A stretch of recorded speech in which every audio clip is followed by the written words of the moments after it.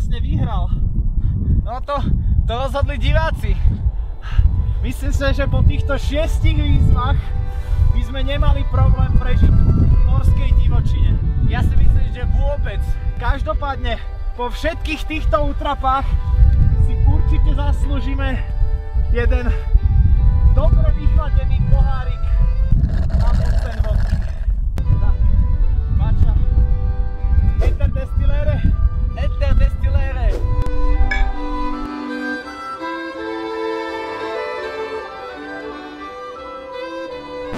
Dámy a páni, ešte nekončíme. Na záver, ako poďakovanie za sledovanie našich výziev, vám prinášame bonus. Príjemne sa usaďte a vychutnajte si vymazané scény. Prajeme príjemné sledovanie. Klapka číslo 1. Tak ja si teraz dávam len na nečisto. Áno, vyskúšame si to. Takže ideme? Môžeme?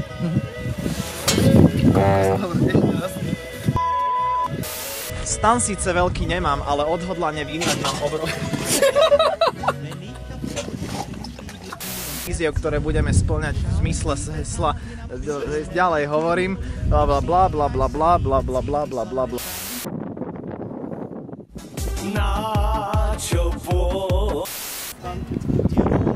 To hej, môžem si odložiť. Vítajte v mojom stane. Á, ešte raz ušiel si mi zo zadného. Pre tieto výzvy je potrebné mať poriadny priestor. A pre tieto výzvy je potrebné mať poriadny priestor. Pre tieto výzvy je potrebné mať poriadny priestor. Sakra! Počkaj. V pohode, však to má asi len 15 kg. Teraz nefúka vietor.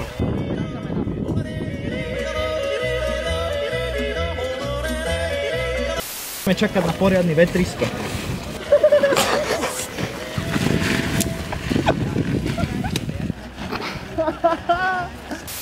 Mohol by som akože do prsta. Ideme do mesta.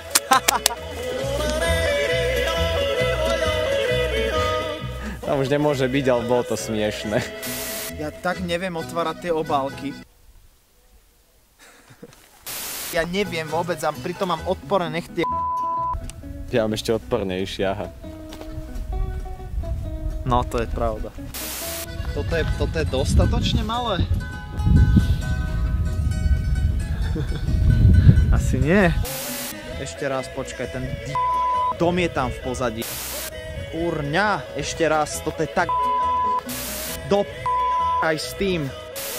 Ty si úplne v pohode, ty kokos, ty tam sedíš a keby si mal výhľad na nejaké škandinávské vrchy a len sa pozeráš.